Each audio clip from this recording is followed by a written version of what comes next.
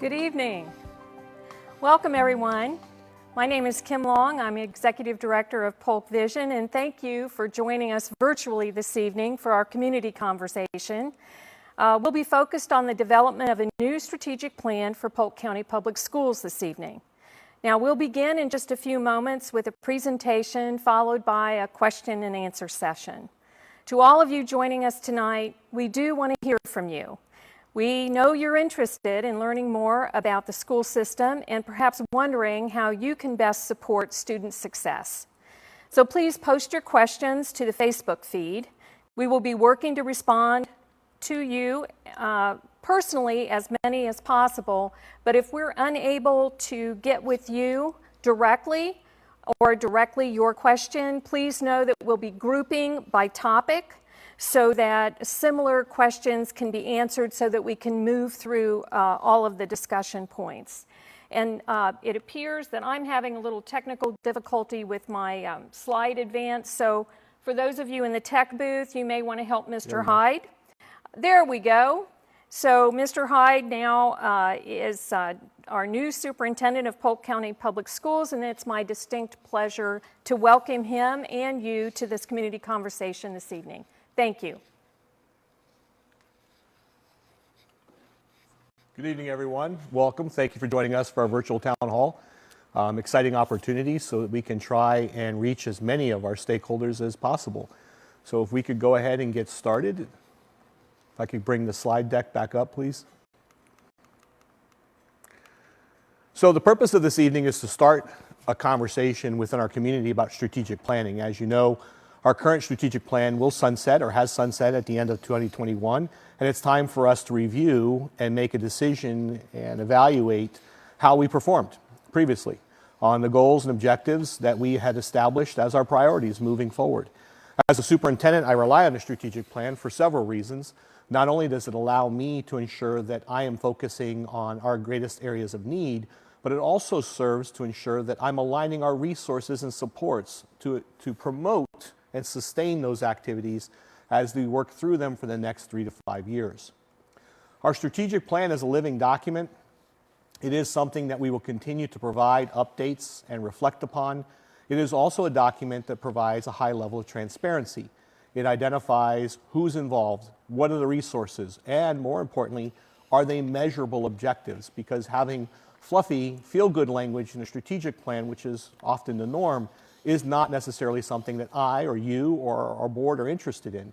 We want to make sure that our strategic plan is thoughtful, intentional, attainable, but also measurable. Some of our core values that work to support our development of our strategic plan is collaboration is one of the first ones. So we are very committed to working to achieve our common mission objectives. Part of that, again, begins this evening or has been a part of each one of our community meetings as we focus to engage our stakeholders because, again, the strategic plan needs to represent or reflect our comprehensive needs of our entire community. We need to take into consideration that each community may have its own unique needs and or support requirements. And as a result, when we are surveying all of you, and we'll talk more about that later, this is an opportunity for us to collaborate with you and, again, promote a higher level of transparency. Also, equity as one of our core values. We need to ensure that we continue to support environments that ensure that all of our students have equitable access to high quality programs that best align to their needs and interests. And when we talk about equity, we're really talking about, do all of our schools offer the same types of programs? We have wait lists for some of our magnet schools and academy programs. How do we best replicate those? We have equity issues as it relates to where programs are actually physically located. Throughout these community forums, I have shared that CFAA is a great example of a place where equity is an opportunity for us. We have a lot of students who may not be able to necessarily participate in that program simply because it is not viable for them because of the sheer distance that they have to travel to arrive at that campus. So how do we take a program like that that's in high demand, high interest, and is incredibly successful and replicate that elsewhere? That creates equity, that all of our students are not precluded from participation simply because of where they live and the actual distance or time it would take for them to be able to move to that facility to participate in those programs. Excellence. Our focus continues to be on excellence. We want to ensure that all of our students are in high demand, and that when students walk across the stage with a diploma in their hand, that they're highly competitive, that people place a value on our educational system, and that our students are well prepared to enter into college, into the workforce, or into the military with both the aptitudinal skills, the academic skills and resources they need, but also with those attitudinal things, those soft skills that they can actually be competitive. We also want to operate with a high level of integrity to ensure that throughout our process that we're open, we're professional, and we're transparent, and that as an organization, we operate with a high level of honesty. We need to ensure that we communicate frequently and often, and with a high level of clarity, so that all of our stakeholders feel like they're part of the school system, and as I've shared before, I've used this phrase quite frequently, that they're not passengers in education.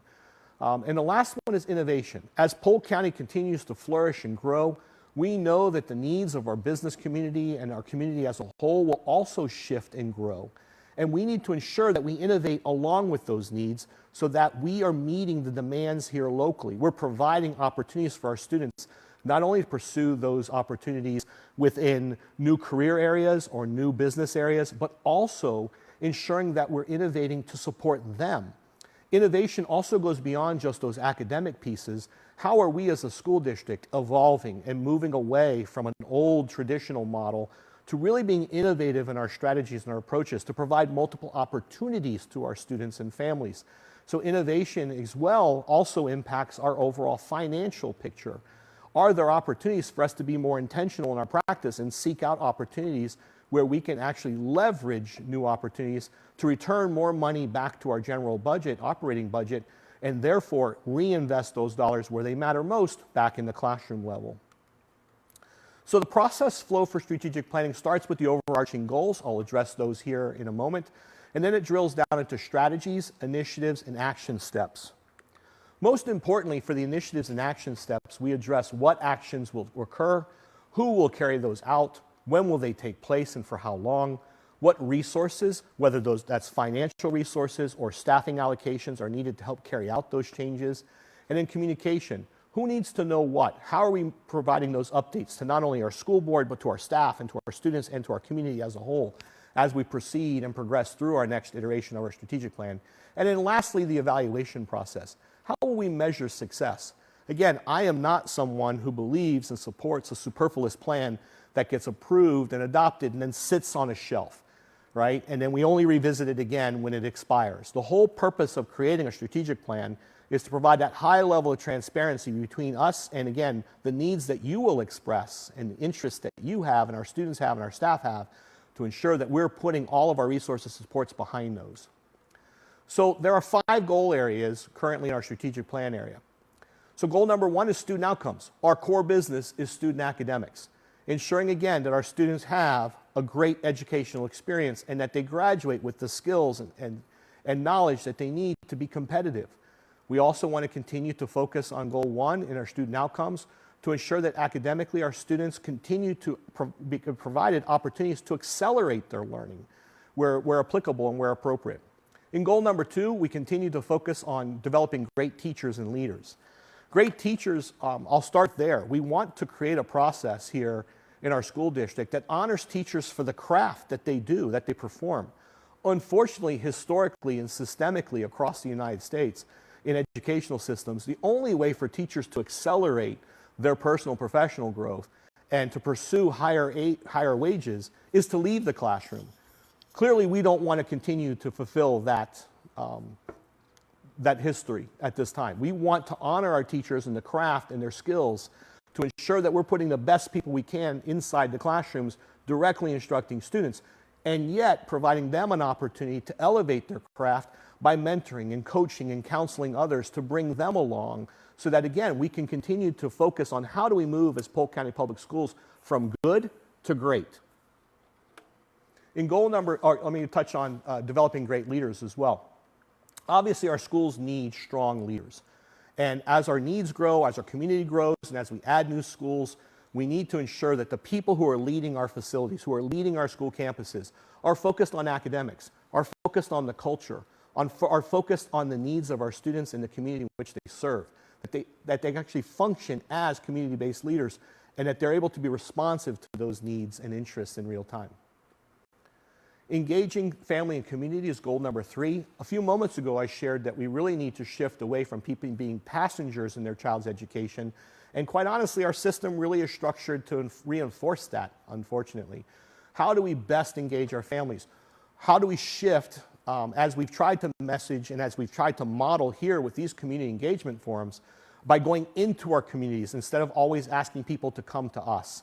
And as you see, we've now embraced 2 different strategies, being physically present within various communities, but also providing opportunities for virtual engagement so that we can make the best, or families can make the best use of their time. And so asking them to constantly come to a school board meeting or other types of meetings like this may not be necessarily conducive to their schedule or their children's needs. So how do we create more flexibility? And quite honestly, how do we create more comfort and more trust by engaging families within their community and establishing that rapport? Engaging our community as well, we want to make sure that we're focusing on our business community and the people who we provide a quality service to. Many of our community leaders and organizations have obviously communicated with us about what their needs are. For example, what are my employment needs? I'm a flourishing company, but I'm recognizing that I need more people with IT network capabilities. I need more engineers to help out with local surveying because the construction industry continues to boom. I need more people in the construction and trades because our industry is booming. What are those needs, whether it's medical, whether it's commercial? All of those things create an opportunity for us to better align ourselves to community, but not just as an end user. What we will look to do is encourage those community partners to come into our schools, to create opportunities for our students to not only be successful, but to gain access to high wage income earning opportunities. The days of the community just simply saying to us, we need you to create more employees for us here, are gone. We need to shift to bring them into our schools to partner with us. For example, the reason I say that is it's becoming increasingly difficult to retain people who are highly skilled and certified in the trades. We have found that many of them can leave and make 2, if not 3 times more money in the private sector than they do in the public educational sector, which creates a talent gap. So we need to engage with our community partners and create opportunities where we say, listen, we want to ensure that we're providing you with students who are interested, with a pathway into workforce development and workforce readiness, but we want you to partner with us by providing us someone who can be certified as a teacher, who not only is going to be able to engage our students, but who has current industry knowledge, who understands what these students will be expected to do upon graduation, and then further partner with us to create that pipeline opportunity so when students graduate and they pass with their certification exam or their industry certification exam at a certain threshold, that they're guaranteed job placement. So it's not just an assumption that I might get a job, there's the opportunity and a guarantee that they can be employed there. Looking at equitable and efficient use of resources. By and large, one of the greatest areas of concerns when we talk about school systems, when we talk a lot about large organizations like our own, one of the biggest questions we get asked, or one of the biggest points of frustration within the communities, and it's not just limited to Polk County, is where do our tax dollars go? What are they spent on? How are those dollars prioritized? And really here, you have an opportunity to help us and guide us in where those investments should be. But ensuring that our allocations are equitable and efficiently used. Are there opportunities for cost savings? Again, the focus on cost savings is how do we best reinvest those dollars at the classroom level where they're needed most. But equitable here is really a focus on how do we ensure that all programs are supported in the same manner. So we have very disparate programs as far as our staffing allocations. We have disparities amongst our schools as it relates to their program models. Some programs get more funding for students based off of that core academic or that rigorous academic academy, and others do not. So how do we create more equity across there to ensure that all of those programs can flourish and continue to thrive and, more importantly, grow and allow more students to gain access? And then lastly, a focus on developing the whole child. We started with academic focus, and now this is that whole experience for our children. How do we ensure that all of our students, again, have opportunities to flourish and thrive within our school system. These are all of those areas. For example, increasing the number of school counselors so that we have a better staff to student ratio. It could be an investment or a focus on additional social workers or school psychologists. It's also a focus on how do we ensure that students have access to enrichment opportunities, field trips, fine and performing arts, other electives, so that students develop a well-rounded educational experience, not one just solely focused on core academics. So obviously, I mentioned earlier that the whole focus here is to listen to you and to others, our students, our staff, and get feedback as to what these expectations should be. But if the school district creates a plan that lives off on one end of the spectrum, and our schools are each individually creating school improvement plans, and the two are not aligned, we are wasting everyone's time. It does not make sense to create a plan at the district level where these are our priorities, and yet our schools are saying we need more supports here. So the whole point of the school improvement planning process beginning this year is a reinvestment in this process to ensure that schools are being very strategic and very intentional in identifying what their needs are, what they believe the underlying causes of students not being able to adequately perform, and then how do they best feel that they should address those issues. And this is, again, is a collaborative process, but it's really important that the school improvement plan inform our district strategic plan. The strategic plan cannot drive what's happening in our schools because, again, each one of those school communities is unique and independent of each other. So we need to ensure that we capture those needs and that we're investing our time, our money, our energy, and our resources where they matter most, again, back at the school level, at the classroom level. So how do you best engage? And this is the process that I'm most pleased with, is the portrait of a graduate. So you will receive a survey this week, likely tomorrow, if not Wednesday. I believe the links will go live tomorrow. And we will invite you, we'll invite students, we'll invite staff, faith-based leaders, community-based leaders, our institutions of higher education, to all participate. And there are 30 characteristics or traits that have been identified, and they're all defined. So I do ask you to go through them slowly. Make sure you read them so that you have an understanding, and then we're gonna ask you to select 10. And then what we'll do is collect that information and share that out. We'll share it out by whether or not you're a parent, whether you're a staff member, whether you're a student, whether you're a business leader, community leader, and others. And then what we'll do is collectively bring those together. And the most frequent responses will be or comprise our portrait of a graduate. What are the skills, attributes, characteristics, or traits that we expect from each one of our high school graduates? And then we start with the end in mind, and we problem solve and work backwards to ensure that we're fulfilling those expectations that you've established. And so our portrait of a graduate does come from a company called BattelChildren.org, and it's really important that, again, these are 30 characteristics. I also want to point out that you may find, as you go through and try and find 10 of these, that you do not find all 10 within that 30.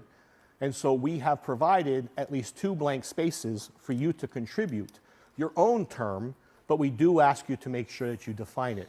In education, we call that inter-rater reliability.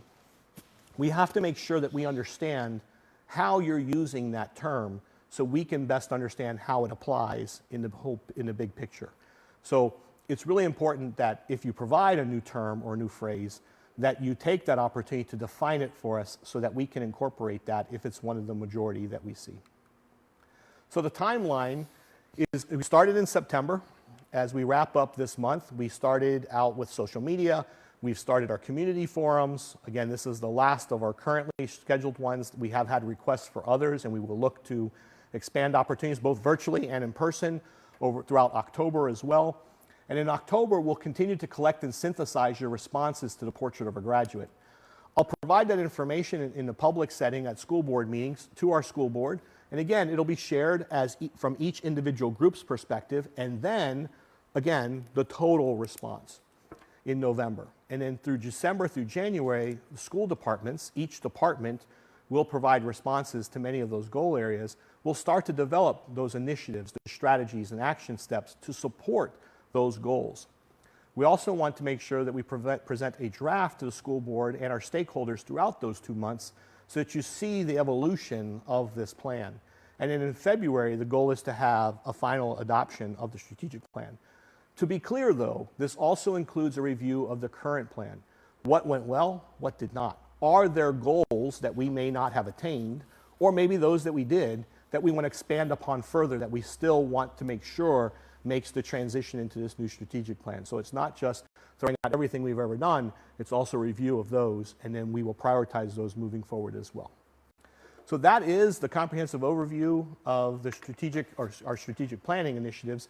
And at this point, we will pause, and then we will begin with the Q&A. Thank you, Mr. Heid. We have several questions that have come in surrounding the talent pipeline that you mentioned. And this specifically would be your talent pipeline, right? Polk County Public Schools. We have a parent, it seems, who's had her 7th grader has been in class all year without an ELA teacher. She's asked to have her student removed or transferred, but has been unable to do so. What are you doing about the teacher, unfilled teacher positions? Sure. We presently have about 104 reoccurring vacancies that we continue to work on. We continue to keep our advertisements live. We have programs in place that allow us to grow our own, focus on paraeducators and how do we help them advance when they have an interest. But this, unfortunately, is an area much like transportation that everyone is struggling with across the nation. This is not limited to Polk County. That's not a justifiable excuse. We have to figure out how do we get a qualified, certified teacher in every classroom, especially in those core academic areas. And so what I'd like to ask that parent to do is reach out to me directly tomorrow or via email, and so we can look into that situation and make a decision as to what the best solution might be, not only for that student, but for everyone else. We just went through the 10-day recalc. I've talked about that at other meetings. So the 10-day recalc is during the first 2 weeks of school. We actually count all of our students. And then based off that count, right now, as of the last count, and actually I believe it's gone up even further, we're at just about 110,000 students. We continue to grow, but again, with growth, and every time you have to open up a new classroom, that creates a potential new vacancy. So how do we best address those moving forward? We are doing so by working closely with Kelly Services, our substitute staffing agency, and incentivizing people to pick up those jobs who do have the appropriate certifications and/or supports, because these are long-term subs. But again, I think moving forward, we're going to have to place a heavy emphasis on growing our own. How do we incentivize and encourage people to pursue education for our students? So the talent, I'm going to just touch upon talent pipeline again, because there was another related question. So for that parent with that 7th grader, you heard Mr. Heid. Please contact his office. He wants to understand a bit more how he might help you navigate that situation. But we also have a school nurse who's questioned how you're going to keep school nurses engaged, and is it just a matter of pay, knowing that even the medical community has had a pipeline issue, or are there other things that you're doing to address support services such as nurses in the schools? I think it's a combination of things. I think anytime you can leave the profession, the public education, and all of the additional stresses that we have because we serve so many students and so many disparate needs, the reality of it is that additional income without that pressure is quite attractive to many. So again, we need to continue to either go with growing our own programs, continuing to work to be more aggressive in recruitment and retention, but as that person's alluding to, salary alone doesn't always drive someone's decision. If you look at most surveys that are out there that gauge or measure why employees will stay with an employer, salary is typically in the top 5, but it very seldom is at number 1, 2, or 3.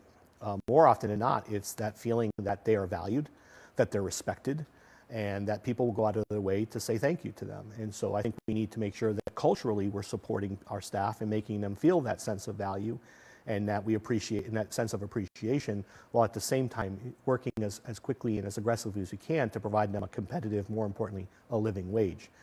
But the opportunities there for nursing are slightly unique as well. You know, there are other opportunities that we have here, and I'm excited about, you know, the possibility of us following those, because we have pre-LPN programs here. Our students are not just graduating with a CNA, a certified nursing assistant. And I don't mean that in any derogatory way, but our students are leaving with phlebotomy. They're leaving with EKG. They're very much on their pathway to becoming LPNs.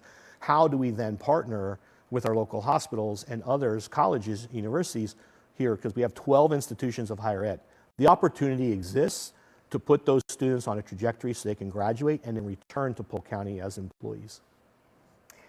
So this touches upon, as we talk about unfilled vacancies, and at the same time we also have overcrowding, and you just talked about the recalculation, right? And we also know that we're one of the fastest growing communities in the United States. As you look at planning for the future, how are you best poised, or how can the school district become best poised, and what is the process you feel you need to go through to be best poised to manage this growth? Sure. So there are two answers to this question. Number one is, how do we manage new growth? And a lot of our growth, as you know, is happening on the outskirts of our school district. I keep referring to it as middle-age spread. We're developing love handles. We're largely becoming a bedroom community to both Orlando and to Hillsborough, Tampa. And we recognize that. We have a formula that takes into account, depending on the type of home, the domicile, whether it's a multi-story unit, condominiums, apartments, townhouses, or single-family homes. There is a formula we apply depending on the number of bedrooms that actually anticipates what student growth will be. Now, we acknowledge that we're going to have to revisit that. We are finding, and it was interesting, I saw a news report this weekend, the number of multiple families living in what typically was a single-family domicile. And so we need to anticipate some of that and be prepared for that, because that's going to impact our overall capacity issues. And so again, we're growing steadily. I'm very pleased with the fact that Angela Usher and her team continue to monitor this. They work very closely with all of our municipalities to monitor new growth and new opportunities for us to build new schools. We already have several new schools on the agenda to begin construction this year. Ms. Usher will bring her formal plan before the board in October to talk about our master facilities plan. How are we addressing these needs? It also, in the second answer to that, so the first answer is, tracking all those students, tracking the growth, and anticipating and creating opportunities to build new schools where they're needed most. In addition to that, we also have to take a step back and look at our current utilization within some of our existing communities. And so rezoning is also a topic and a subject that we're going to have to address, because we have schools that with no new growth, no turnover around them, but they're only at 40, 50% utilization. We don't want those buildings to sit underutilized. And so can we create new opportunities through rezoning so that we can balance out some of our issues or concerns with overcrowding elsewhere? Of course, rezoning comes with its own set of complications, Absolutely. including the impact. How do you see our bus network being impacted right now? And I know you have been struggling to keep bus drivers in position too. This is probably similar to the conversation we were having a moment ago about keeping good people in place. Yeah. So I'm very pleased that we were able to, and I came into Polk County at a very good time, actually. Additional revenue was coming in due to sales and property tax. And so we were able to negotiate new contracts with PEA and with AFSCME, which includes our bus drivers, to provide them a more competitive wage, because we continue and we have hemorrhaged staff to other local companies who just simply pay more. And we need to be considerate of that, but I'm very happy that we're seeing more and more come back, returning back to the industry, and we're able to pick up some of those jobs. So planning, and you bring up one of the logistical issues we have to address. Moving a school zone or a school boundary a few blocks is really the easiest part of it. Now, politically, families don't like changing boundaries, and I understand that. And that can be a point of frustration, especially if you have a personal connection to a school and really looked forward to your child attending there. But the reality of it is, we also have to address all those logistical issues, and transportation is one. So we never make decisions about zoning or about new school placement or about new school construction without including our transportation team. And we are exploring every option available to us right now to make sure that we're fulfilling those and filling our current vacancies to the extent that we can. I want to say here, since I have the opportunity, a sincere thank you to our current staff who are picking up multiple runs every day just to fill that void. And while they're paid for it, I'm incredibly appreciative of the fact that they go out of their way every day in service to students to get them to school and home as safely as possible. Our on-time delivery rate is in the 95th, 96th percentile. There are some families who continue to struggle with their kid arriving to school on time each day or arriving home on time based on the projected time. And really our focus is on getting students to school on time, and in the afternoons getting them home as quickly as we can, but as safely as we can in a well-managed environment.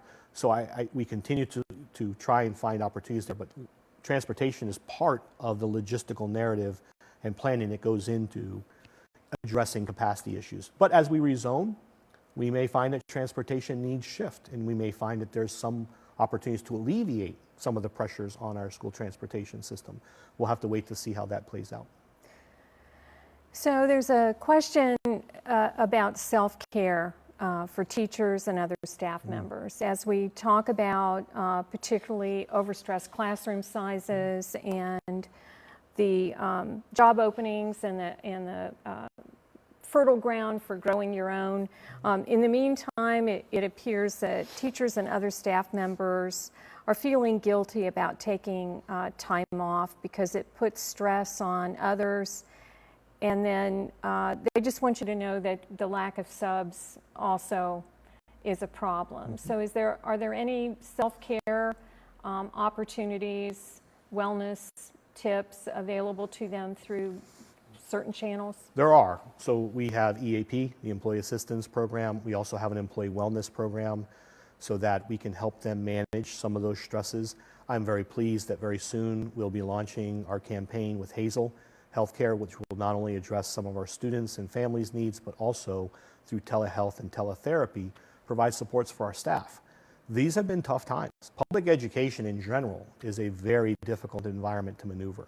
The disparate needs or the broad needs of our students are so diverse, and what they bring to our classrooms each day is not only a focus on ensuring that they're meeting and attaining their academic goals, but there are a lot of social emotional stressors as well. And it's not easy for teachers to hear, and they can't just simply dump the emotional baggage that comes at times with the classroom setting. So when you know or you hear about a student who's in crisis, or you hear about a family in crisis, that weighs heavy on our teachers. And over time, we call that the backpack full of rocks. You put a backpack on, you put a couple pebbles in it, you may not notice it. But over time, if we never take that burden off of our teachers' backs, that backpack gets heavier and heavier and heavier. And the last thing we want is for it to become unmanageable. So for our staff, I would continue to encourage them to seek out opportunities. Anytime they have to recharge and renew themselves, we need to do that. We also need to take the opportunity to continue to thank them. And I don't just mean a thank you during Teacher Appreciation Week. What we ask our staff to do on any given day is, we have a lot of miracle workers. I hear far more accolades about our staff than I hear complaints, and they really deserve to get that recognition because they do an incredible task that many are not capable of doing. So resiliency and self-care is supported organizationally by the school district, but you mentioned earlier campus culture, right? And that's for students as well as staff. Correct. Building that inclusive, welcoming, we're all on the same team environment. Correct. And to your earlier remark, it has been a heck of a ride for the entire community. Correct. The past months. And we do have a couple of COVID-related questions. Sure. If I can turn to that. Please. There's a parent that is remarking that if a parent chooses to send their child to school after close contact, and no quarantine because they haven't necessarily revealed. How do we know that a child should be quarantined, and what are we doing to identify them as soon as possible? How do we screen for that? So immediately prior to that family, or let me take a step back. Immediately prior to the recent announcement from the new Florida Surgeon General modifying the quarantine guidelines, I continue to stay in touch with colleagues from across the nation. How are you addressing quarantine so that we want to return students as quickly as we can. We realize the value and importance of being face-to-face for instruction, for their social interactions with their peers, and let's be honest, the economics behind our families being required to stay home to supervise children when they need to be at work. So we started to have conversations, and we had started down a road of test to stay. Many states have adopted for quarantine students who are just close contacts. If you're willing to take the rapid test on days 1, 3, 5, and 7, and you continue to be negative, you can continue to attend school. So we were starting to explore that option, and then the state surgeon general came out with the new mandate or the new directive on quarantining. So unfortunately for that parent, we do not have a mechanism to assess or test every one of the students. However, in the very near future, we will be sharing information with our families that if their child's quarantined and they make the decision to return their child to school because they're asymptomatic, they have developed no COVID symptoms, we will still offer surveillance testing for families and for staff. And I will be making an announcement with far more details in the very near future. Because we want to create that atmosphere of safety. Those students will be required to do the self-screener again each day, that the families are acknowledging my child is going to school with no COVID symptoms. The reality of it is, does that still create the possibility that there may be that asymptomatic carrier? Yes, we all know that reality exists. And so we would ask families to kind of follow some simple precautions. If your child's going to return to school and they've been quarantined and you know that the exposure may have happened in your household, or the exposure may have happened at a family member's household, or it happened at school.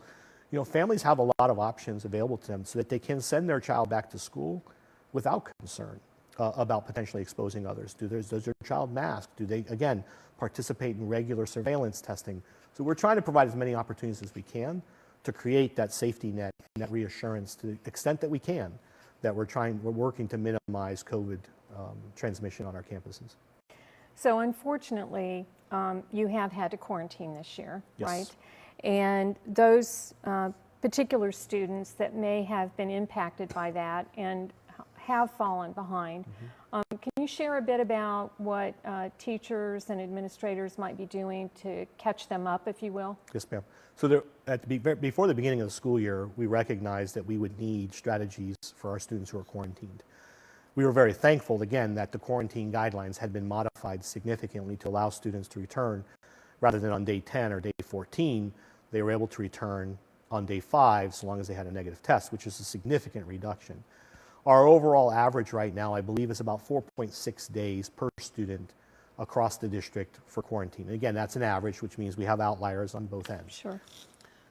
For our students and our staff, we outlined for them what those options might be, and we outlined 4 options for our staff that, as far as expectations, that we agreed to, and we negotiated with our collective bargaining units, the PEA, so that we could provide reassurances to families that students could continue to be engaged at home.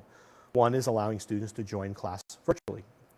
If the student has access to a device, we're able to send devices home with students as well. We have hotspots, and that is an opportunity as well.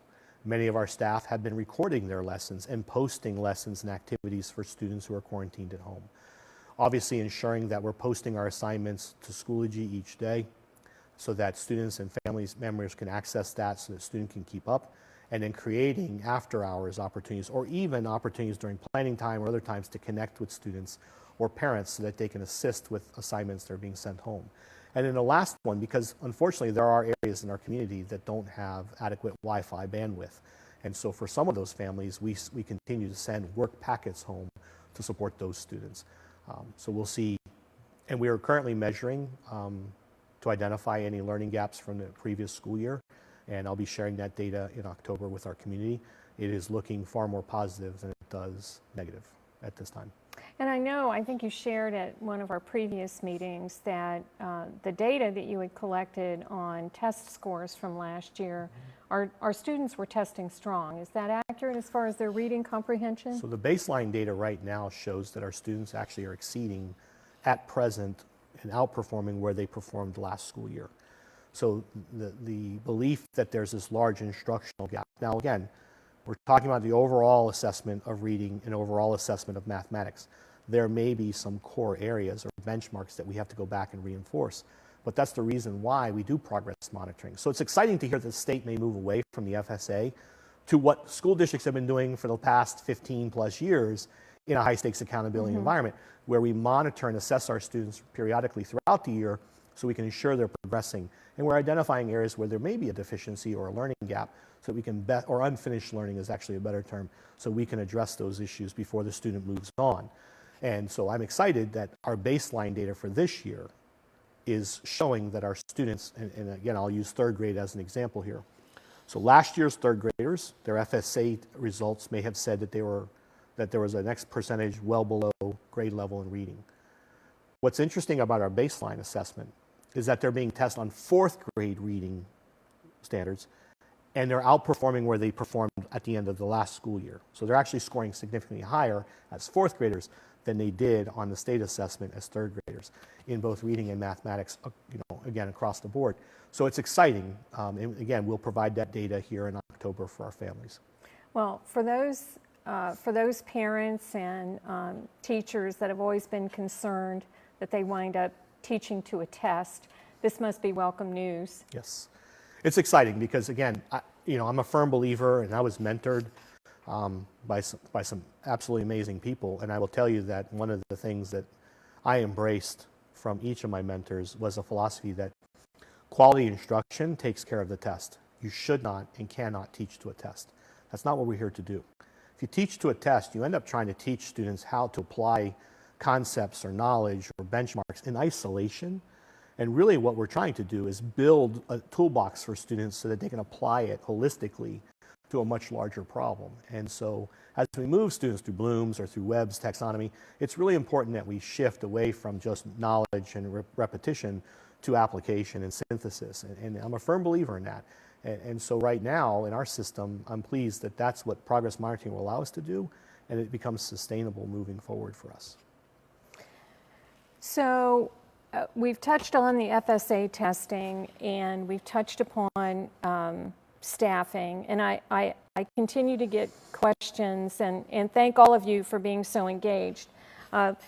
Our English language learners, particularly our bilingual Spanish speaking, I think those in the audience just want to make certain you hear that they're desperate to have more bilingual teachers available. Absolutely. So since we know that we have a strong network of academies, particularly construction academies, and you've talked about talent pipeline. We've touched upon it from inside the school district. Now we can embrace the business community part of that talent pipeline conversation. Do you support construction, and this is their word, trade education pathways for those who may not be considering college as an immediate job step or workforce step following graduation? Absolutely. Hands down, has to be a focus. It's a sad reality that in the big push and emphasis for college readiness so many years ago, we abandoned the trades. And really what you're seeing is the ship, we're righting the ship again in public education. And not because students cannot go into college or university, they don't have the skill set. And we need to be very careful that we're not creating that old pipeline where we basically made a decision for students. Well, you're not cut out for college, why not do the trades? We have to provide that option for students. And students we should honor that interest of theirs. What I find most intriguing and really which makes me very satisfied with our trades and our academy programs is the fact that we still provide college credits. A lot of our programs have what we call articulated credit. So even if that student leaves us and graduates and goes into a trade, they're able to return and still have college credits they can apply, so they can shorten the time frame in which they would need, for example, to earn a degree. And again, my goal, if I had to say what Mr. Heid best wants, do I want our students to pursue opportunities within the trades and go out and do their best? Because let's be honest, if you go into plumbing, HVAC, HVAC, refrigeration, you're going to make a killing, especially in Florida, if you're an air conditioning tech. But at some point, my hope is they'll have that entrepreneurial spirit to create and formulate their own company versus always looking to work for someone else. And I know that may be a misnomer, but I want our students to have that spirit, that they can go out there and compete and be on their own at some point. So we have to prepare them for that. But absolutely, you will see us continue to invest not only in our existing trades academies and programs, but expanding. I'll give you a great example. We have Power Academy in 2 of our schools. And so, for example, Tenorock. but we don't have renewable energy resources or programs there. And so we are actually now reaching out to create that opportunity. So students, if they want to go into electrical or they want to go into become a linesman or a line person, they have that opportunity. But with renewable energy resources really becoming a focus globally, we need a program there that would allow students to look into solar energy, wind energy, wave energy as an opportunity as well, because that's an industry that's growing. And again, engineers and quality employees are in high demand there. Network IT security, we want to continue to expand opportunities for our students there. The construction and trades programs, a huge area. I've met with many of our local leaders who have shared their frustrations and concerns with not being able to access or have access to students who are qualified to move into those trades, because they'd like to partner with us more closely to provide that pipeline and opportunity for students post-high school graduation. And let's be honest, many of them are frustrated that they're having to recruit from outside of Polk County or even outside the state of Florida to bring workforce here.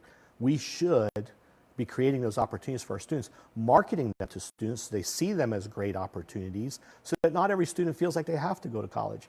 I'm an educator. At the end of the day, I would love for every student to go on to college. But the reality of it is, in today's economy, and what we're seeing more and more, is these students can make far more money right out of college. I know students who left welding programs with national certifications as of the last 2 or 3 years, making $60,000 plus a year right out of high school. And it's amazing. So their opportunities are endless. They have no college debt, and they have nothing but an opportunity to grow and flourish. And so, yes, we have to invest there just as heavily as we're investing on college readiness as well. And of course, your career academies also focus on those that go to post-secondary. Absolutely. Either a 2-year or 4-year degree. And along the way, they could perhaps start, because there's certifications, as you mentioned, correct, through the career academies programming. I'm going to go into some lighter topics here, okay, like high school dances. And I don't know that the person that asked this considers this a light question. Mm-hmm. They actually want to understand why high schoolers are allowed to have dances, such as homecoming, but middle schools do not have dances. Sure. So high schools right now, we're given some additional flexibility for homecoming dances, but with restrictions and limitations. We asked the schools to cohort students, not just throw all the students together. They also were not allowed to host them indoors unless they were able to adequately social distance students. So you can hold, I know it sounds unbelievable, you can hold an indoor event, but you can section off 6-foot squares on the floor and ask students to stay within their square. I know it sounds ridiculous, but at the end of the day, we have to be creative in how we're creating these opportunities, because students, again, we talked about the whole child earlier. Students come to school to build and have these experiences and have these great opportunities to engage with their peers. And dances are a big part of that socialization that takes place in high school. So right now we did, because of homecoming, and because we are seeing a downward trend in many of our local COVID case numbers, there's been a significant reduction in our case positivity. I happened to speak with the health department today, who said that we fell below 10% over the weekend. That's fantastic news. We need to sustain that continued decline over time. But we created opportunities for homecoming dances to happen outdoors, on the high school football fields, or in other venues. And so we're excited to be able to bring those opportunities back to our students. However, for middle school, what I would tell them to do is just be cautiously optimistic and wait and see what happens over the next month. And hopefully we can see some winter dances or end of the year dances and opportunities for our students to have the same opportunities as our high school students are having. Because I was a middle school teacher, former middle school principal. I'm all about the middle child, and really that's my favorite group. No offense to any other group, but that's where I cut my teeth and had my best opportunities and experiences. I love the fact that every day you went to work, it was like the Jerry Springer show. Just drama everywhere. These are middle schoolers. They're finding their way in the world. They're really dealing with some serious issues and concerns, and much of it is an opportunity to help support them to grow into fine young adults. And so I'd love to see them have those opportunities. So I will take that question back and make sure that that's a priority with our team as well.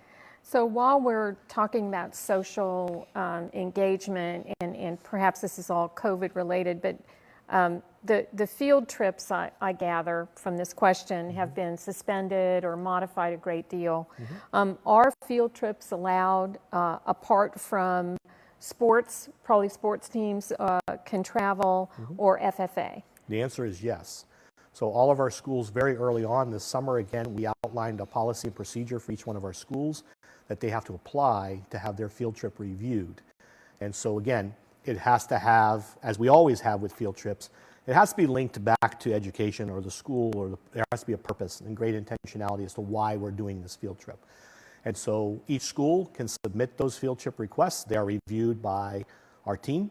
There are several members of the team that put their eyes on the trips and look for opportunities. So for example, if a school were attempting to do a field trip and we felt, wait, you're better off taking 2 buses versus 1 bus, we can distance some students out a little bit more, we're going to encourage and we're going to require that change. And so right now, to my knowledge, we have not wholesale, and I would know, we have not wholesale canceled field trips. Each school has the opportunity to apply for field trips and have it reviewed for approval on a case-by-case basis. That is correct. Okay. That's great news, I'm certain, for the person that asked that question. We have a question here about master scheduling. Yes, ma'am. Will we be looking at a different model for master schedules? Is 7 to 8 classes really benefiting our students? It seems sometimes that we're speed teaching.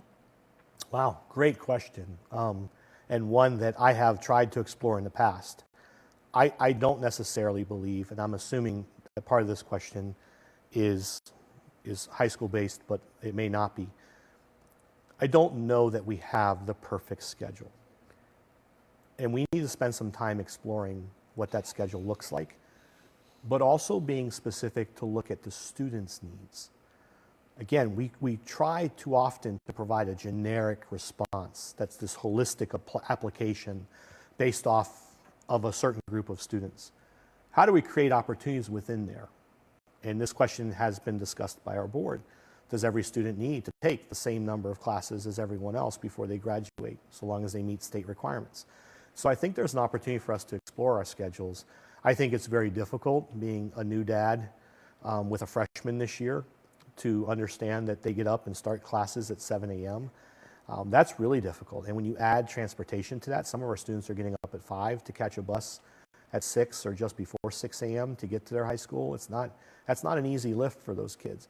So I do believe that there's an opportunity for us to explore our current scheduling to provide, again, I think we have to make sure we're addressing the state's requirements. But is there more time that we can apply to this? Do students need longer periods? Do they need shorter periods? Do they need recess? You know, it's an interesting topic that comes up very frequently. I, for one, was very willing to explore the high school schedule and create more of a junior college type approach because, again, our students' needs were so varied. You know, can you open school at 7 for those who are early risers and want to do other things after school, whether it's working or whether it's, you know, some type of athletic program? But then there's another group of students who would rather sleep in and start attending class at 10 a.m. Because maybe they have, and again, I come from, even though I'm a native Floridian, I recently came from Illinois. We had hockey players. Well, the only time high schools could get hockey ice time in the rinks was about 5:30 in the morning. So those students get up very early, go to practice, and then come to school. There may be other opportunities for them if they could start at a later date, but then continue through school later in the evening. So I was very willing to explore that, and we kind of kicked that around. I think we have to revisit our current schedule. You know, this is where most people look at block versus, you know, is 45 minutes enough time, 55 minutes enough time, 60 minutes enough time? There's a lot of research out there, and so it's a conversation I'd be more than happy to pursue. I don't have a specific outcome in mind because I think we have to be respectful of the varied needs of our students and families. So your core values that you shared earlier in the presentation, we do have just a general question regarding how can the community help you implement and support the core values that you covered? I think part of it is voicing, being partners with us, voicing concerns. I think they need to hold us accountable where they feel that we are not sufficiently meeting those needs. But I also think participation and, again, not just sharing concerns or frustrations, but also sharing where they believe we're excelling in those areas. Because, again, it's a partnership. We are together partnering to grow young adults. The parents fulfill their obligation and role. They continue to stay engaged. We need to create those opportunities for them to feel valued in our school settings to promote that. And then we need to be held accountable that when we're done, that we have provided a quality experience. And so I think it has to be this give and take between us and families. Again, and I use the phrase accountability because families need to tell us when they feel like we're not really meeting that need or honoring that commitment. So we do have another COVID question, and this comes from a teacher's perspective.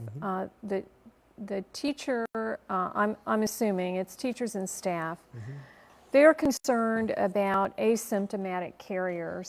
And were we to begin trending in the opposite direction, and I understand Dr. Jackson released new figures, but they're wondering if you would implement or you would consider implementing a staff mandate for masks. We have to date, so I think I have clearly demonstrated that I will under certain circumstances. And so we established 2 thresholds.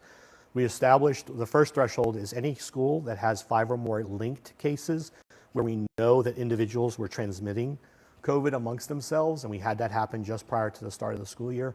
I instituted and mandated mask wearing and mandatory testing for all the staff there with some limited exceptions. Then we had a second instance where if the threshold of total COVID cases exceeded a certain percentage of the school population, again, I applied that same approach. So I think at this time, what we'll do is tomorrow we have a workshop. We have invited in several of our community experts on COVID and what they're seeing, what they anticipate seeing, and do they have any recommendations for us moving forward. I will propose some changes and modifications for staffing, for our staff issues, because again, what we want to do is not just protect our workforce, but protect our employees. These are extended family members for many of us. And we want to do the best we can to provide them assurances that we're doing the most we can under the limitations and restrictions we have to address those issues and concerns. So I'm excited again to share that I'll be announcing some additional options for staff so that they can get that reassurance. And the other thing I would encourage staff to do is, again, if you're not vaccinated, consider being vaccinated. Best protection you can have right now. Outside of that, if you choose not to be vaccinated, follow the simple procedures and practices to help mitigate any potential exposure. If you cannot adequately social distance, wear your mask wherever you can. Be cognizant of that. Continue with hand washing. Be cognizant of any symptoms you develop. Don't just chalk it up to, well, I have allergies or I have this. Be cognizant of that and anticipate those things. And again, perform the self-screener. I would much rather have a staff member go out and have to be tested than to come to school and later on find out that they had very mild symptoms and potentially exposed others, because they would carry that guilt as well. So I think there's lots of opportunities for us to continue to reassure our staff, but again, I'll address some of this tomorrow at our workshop. Yeah, you certainly wouldn't want one of those teachers who are reluctant to miss work because they know it's a hardship, Correct. Not staying home if they truly felt that they were in danger of infecting someone else. Correct. So thank you for covering that topic again. We're back on FSA. There are several questions coming in about it. We have some concerned parents about what should they expect from FSA this year.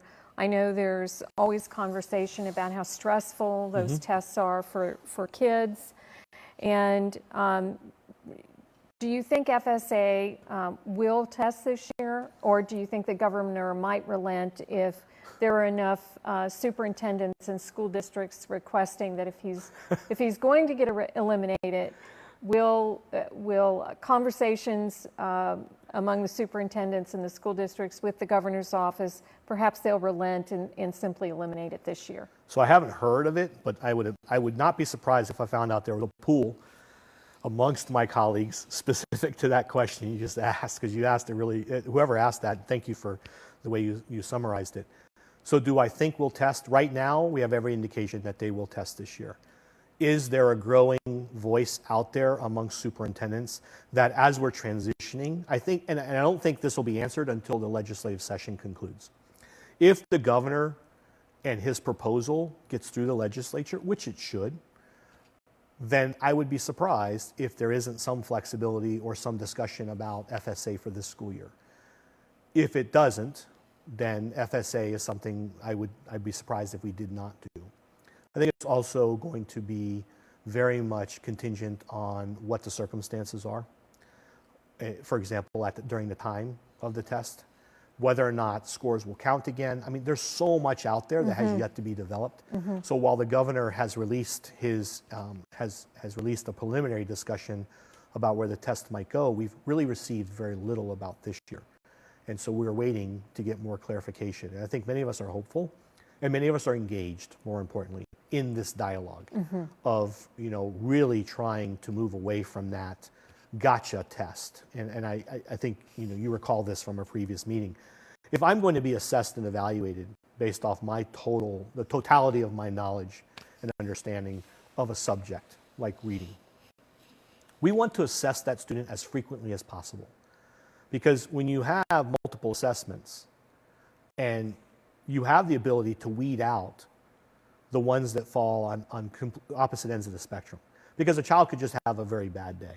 And so you can look at the average of how that student performed over time and get a much better reading than, not the most accurate, because again, you have outliers, but you get a much better understanding than a one-day snapshot of testing, which quite honestly could be influenced or impacted by any number of issues. And we're not just talking about instruction. We're talking about, I had a fight this morning. I'm not feeling good this morning.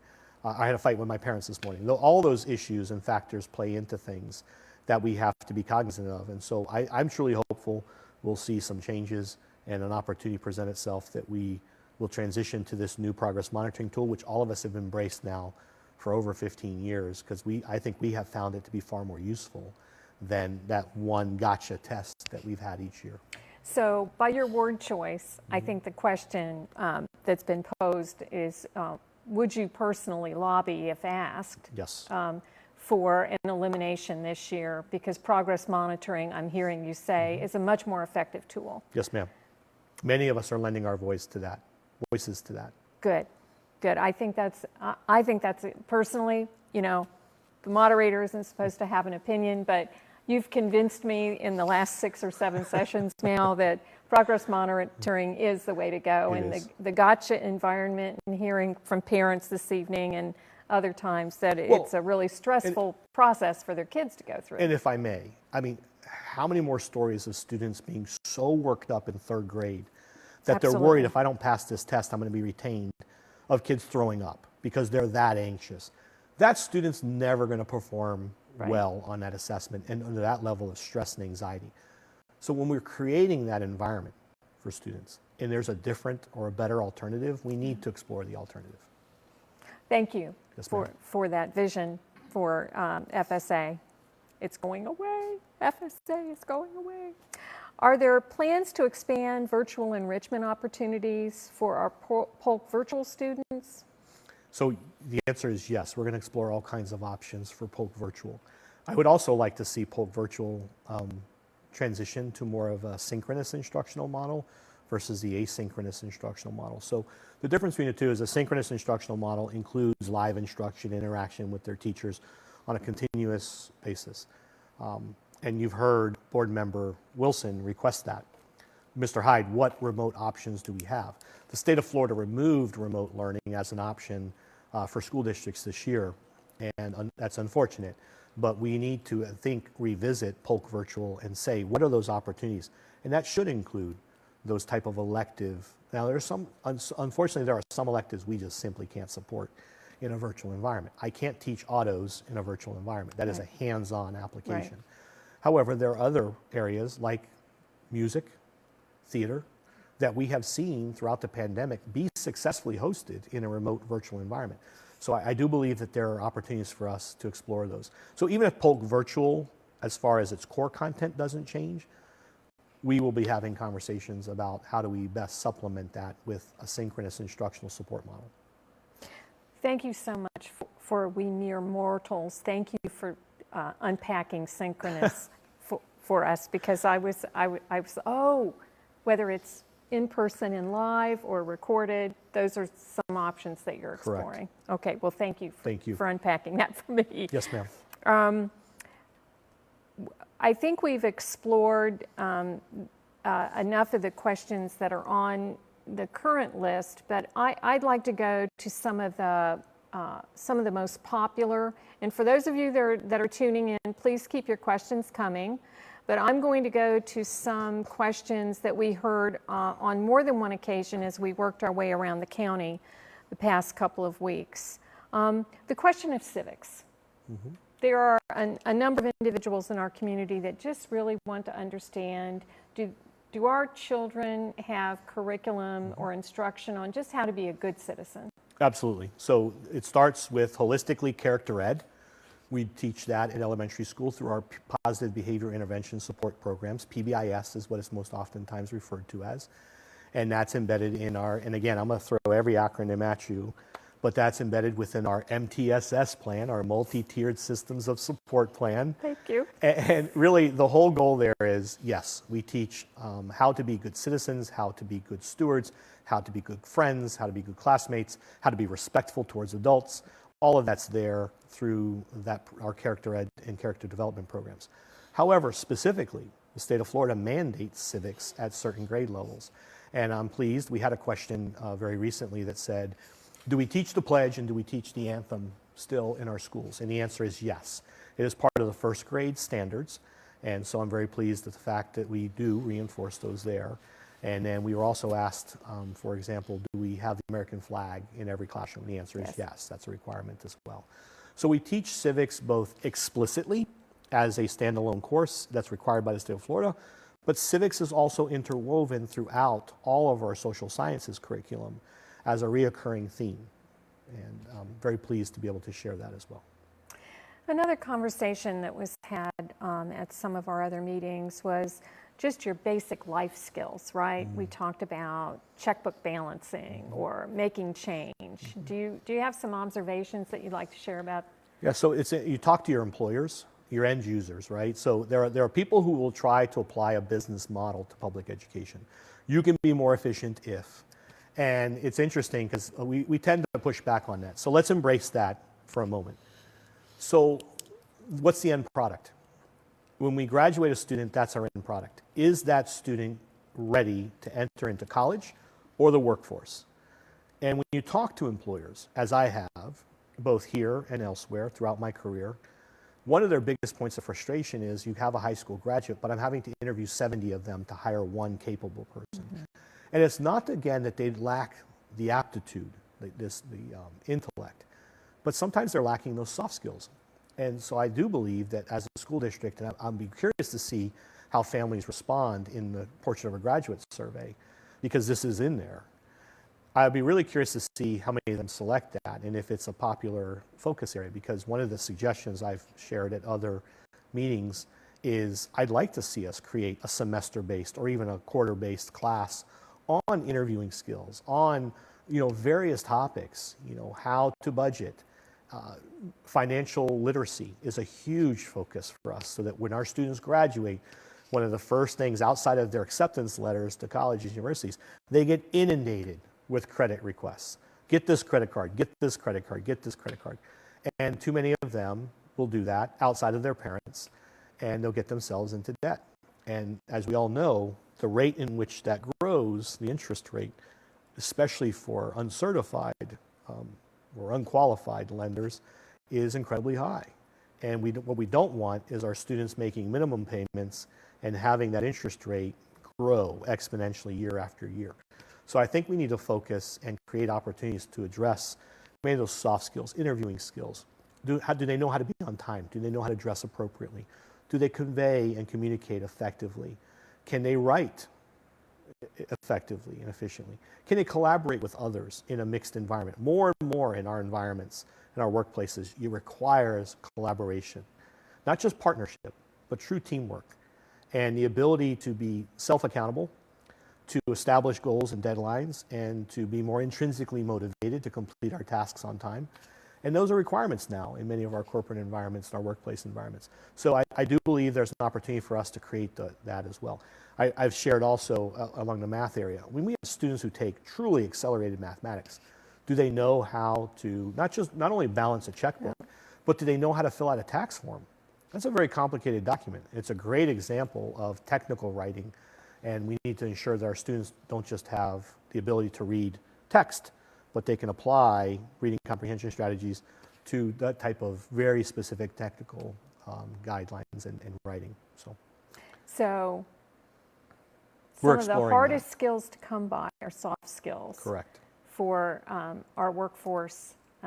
That's what we're hearing back right now. So if we're listening to the business community intentionally about technical skills, I think they, on the one hand, would say we'll help you train them on technical skills, but we need your help also Absolutely. on preparing them with 21st century skills, soft skills, employability skills, whatever we call them, that whole range of things. Absolutely. That they don't seem to have within their grasp right now. There has been some questions over the last couple of weeks about how curriculum is developed, to what standard, how is that defined, and then if there are supplemental curriculum provided by a particular teacher or a particular school, what's the vetting process for that? Sure. So it starts with the state of Florida. So the state of Florida dictates or establishes what the grade level expectations are for each course. And that can be found in a master course catalog on the Florida Department of Education's website. It's delineated not only by topic, but by grade level. And so it drills down into benchmarks, and so it tells us explicitly what students are expected to learn within that content area. Every year, state of Florida provides supplemental funding for school districts to renew and revisit their curriculum. So almost every 4 years, we have an opportunity, and even though the funding is not totally there, they do provide some offsetting funds and revenue to allow us to revisit our curriculum adoption. So anytime that there's a change in curriculum materials, core curriculum materials, we have a vetting process. And so we start with what vendors are out there that are approved by the state of Florida that have an aligned curriculum to new course objectives that have been established by the state.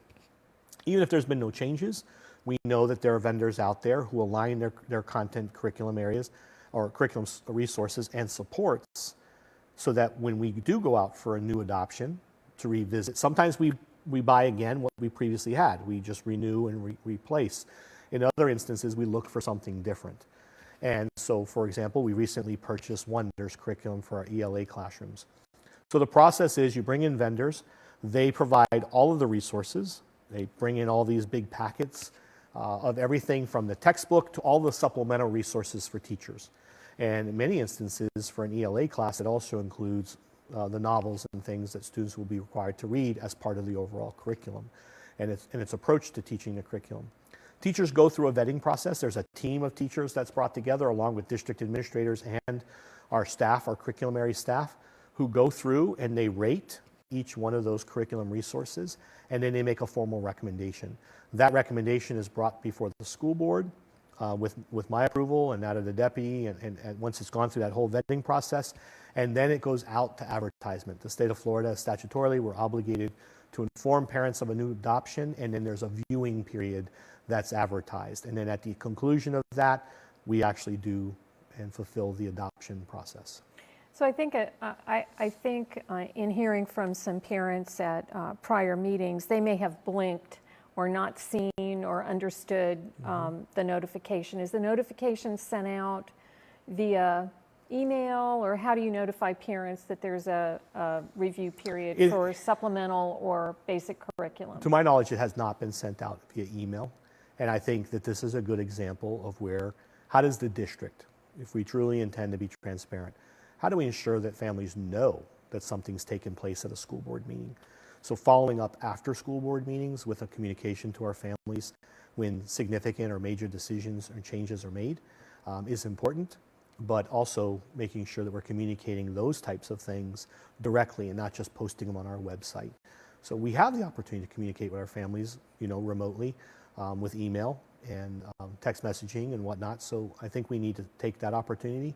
So again, we can reestablish that trust and that rapport, but also again, support that word I use most frequently, which is transparency. And if we don't operate that way, how can we expect people to trust us?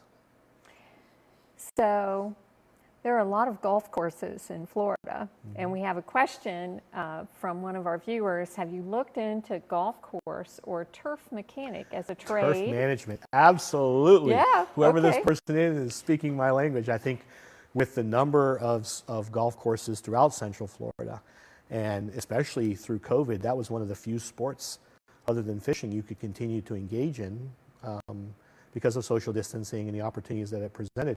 And I'll tell you, my own son became a golf addict very early on, so the last 2 years. So yes, there is an opportunity there, not only in golf course management, but golf course design, and also golf coaching. You know, I will tell you, my son's gone to a couple lessons, and they are not cheap. I'm not bragging about that because they're not cheap, and we try to make the most of them. But it is a viable career option for many of our students who are really interested in turf management, field management. And so I think it has applications beyond just golf. There's applications, obviously, for football. There's applications for soccer, lacrosse, and soccer. So I think we need to explore every opportunity. That's an interesting career, right? I think that would be a great career. And there are programs out there that we could model ourselves after. So I do know that they exist. And so, with so many golf courses, it seems like we could have a pipeline for internships and Absolutely. lots of mentoring. So we do have someone interested in our ESE positions, our students with special needs. I think we have a lot of openings in general. Is there a targeted way to fill those critical positions? So I'd have to go back and look. As I recall, I don't know that there was a disproportionate need with elementary and special education, but again, I haven't seen the numbers since last week, so I'd have to go back and I'd focus more on the totality. But as it relates to that, I think the only options we have are the options I've already outlined.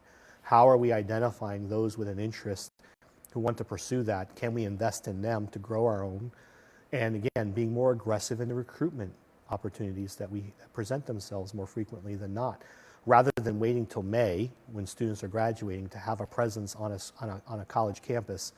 How are we creating an opportunity for us to be consistently present and building a relationship with pre-graduates so that they look to Polk County first? And so I think that that's the best opportunity for us. And then when we talk about a grow your own, I haven't touched on this, but really is, what are the options for us for tuition reimbursement? So for example, if a student here were to pursue early college, right, which every school district in the state of Florida offers, and our students have the opportunity to earn their associate's degree at the same time that they graduate high school. And it takes a lot of work, it takes a lot of dedication, but they're essentially full-time college students earning their commensurate high school credits simultaneously. If those students had an interest in pursuing education and then coming back to Polk County, since they would graduate with their associates, either their AA or AS, and they come back with their BA or BS to come teach for us, is there an opportunity for us to provide tuition reimbursement to encourage them to come back as potential employees? And I think that's really where we need to focus a lot of our energy, is on our current workforce, but also future workforce, and then again, continuing to aggressively recruit and advertise. Suffice to say, I think your shortages in the school district, whether it's teacher, bus driver, in the classroom, it is one of your top priorities, right? Yes, ma'am. You need to fill those positions Yes, to ma'am. make certain that you're not exhausting your staff. We've already talked about resiliency for teachers, but you want everybody to have a quality experience. Correct. Is there a way that we can intentionally recruit volunteers to augment some of the, for example, there's a question once again, and thank you, we hear you about our bilingual shortage. Thank you for that question. I'm suggesting, is there a way to put volunteers in the classroom that can help with English language learning challenges? Maybe we can have an intentional recruitment for volunteers. So really, some of this will come about in the strategic plan. So as this unfolds, we will start to be more targeted and intentional. And I'm trying very hard not to make it seem like I'm outlining initiatives and strategies now, because I want to be respectful to the process that we've established and we're going to listen. But since this question has come up frequently, the answer is yes. I think what we need to do also is look at retired staff and how do we best engage them? How do we approach the state of Florida to reduce or eliminate some of the restrictions that basically prevent retired staff members from coming back too soon? And we just don't have that choice, that luxury of having multiple applicants and candidates being available for every position all the time.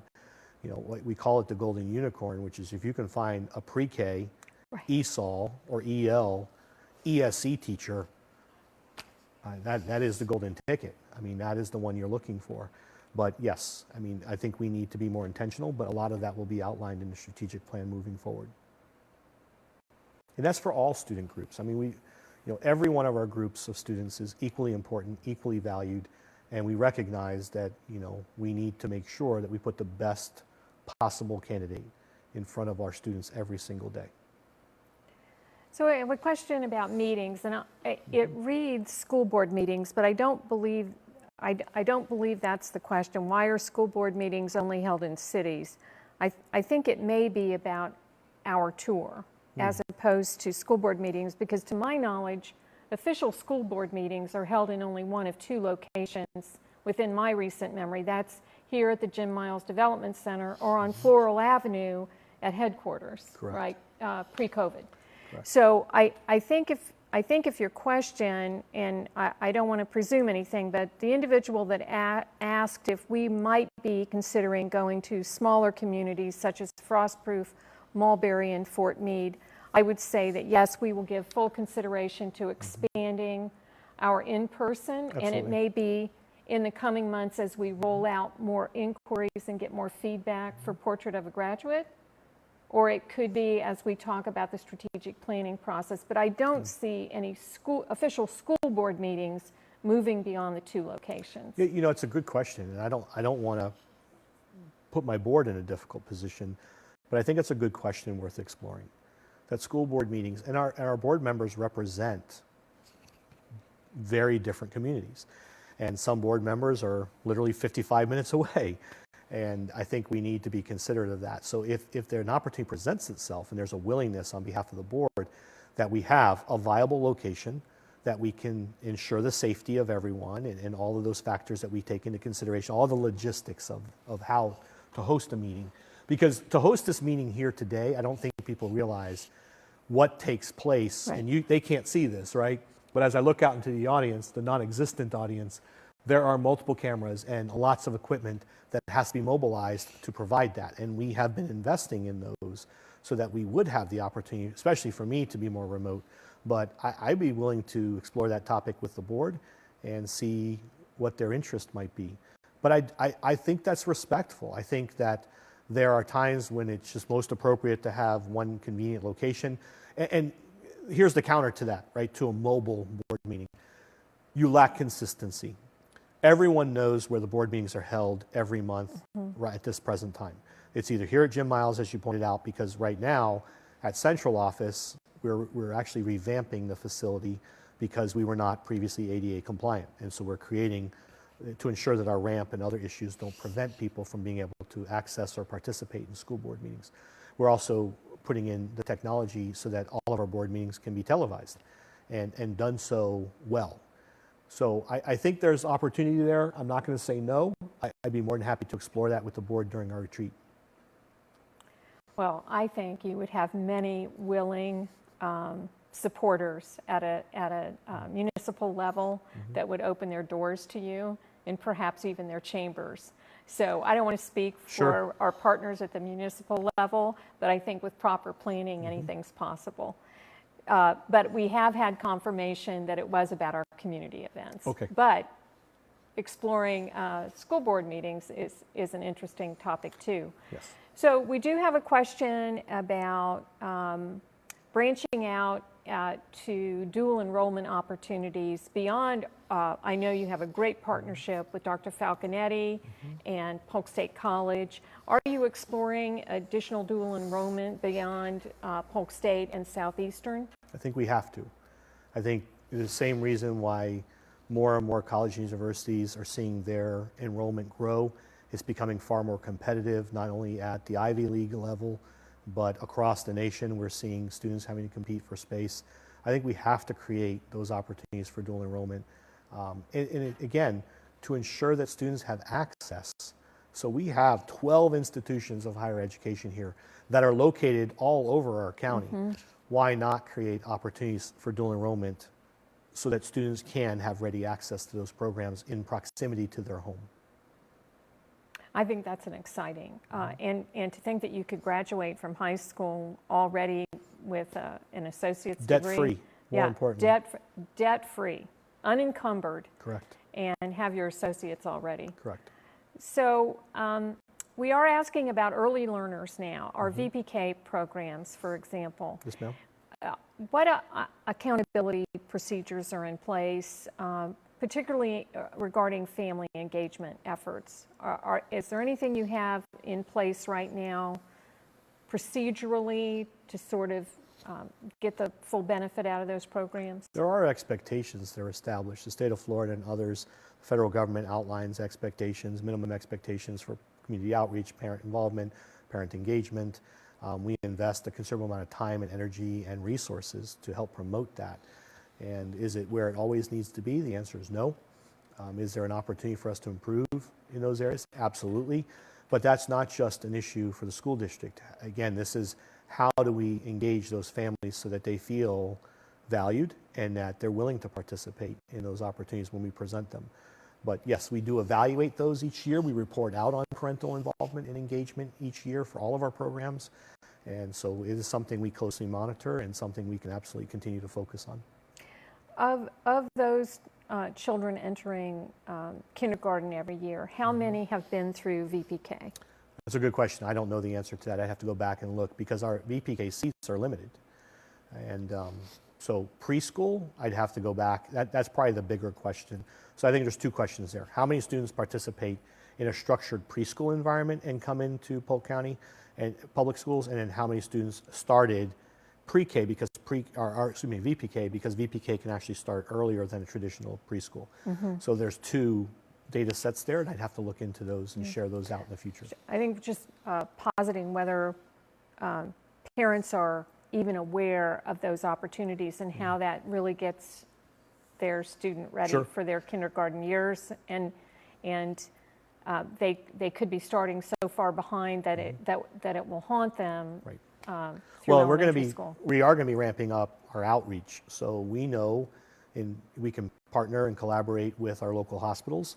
And so when new children come into the world, we have in the past, many years ago, used to send home a kit welcoming them and giving parents resources and teaching tools that they can start working with their child on at a very early level, or a very early age. But we found, that oftentimes it wasn't always utilized as it was intended. And sometimes because the sheer volume of things that families leave the hospital with, it becomes overwhelming, and so some of our materials may not have been always taken home. And so what we hope to do through our next strategic plan is to refocus our efforts and develop a timeline. Maybe it's at 1 year of age, not right at birth, where we reconnect with that family and provide those resources in not only materials and things that they can use with their child, but also supports. Can a parent join us for a parent university course on how to work on early literacy and letter recognition and letter sounds and those types of things. Even facial recognition for our students to recognize emotions. So there's a lot that goes into early childhood development that I think we can work closer with our families, especially the newborns. And I think your pediatricians and your primary care physicians would be welcoming your partnership. Absolutely. Because I'm certain they're monitoring certain aspects of a child's growth that you have in common. So we've had a couple of questions about Polk County Public School teachers, their morale, if you will, their feeling valued or undervalued. And do you have anything in mind that you might do holistically throughout the school district to elevate them and acknowledge them for the hard work they do? Well, I would point to some of the things we already have in place and some enhancements we've put in place. So Jeanette Crowley, great example. We've launched our Focused on excellence campaigns, and we just did our first recognition of 5 individuals. So across the board, I think we need to seize more opportunities, not just Teacher of the Year, Employee of the Year, to recognize those people who really strive for excellence every day.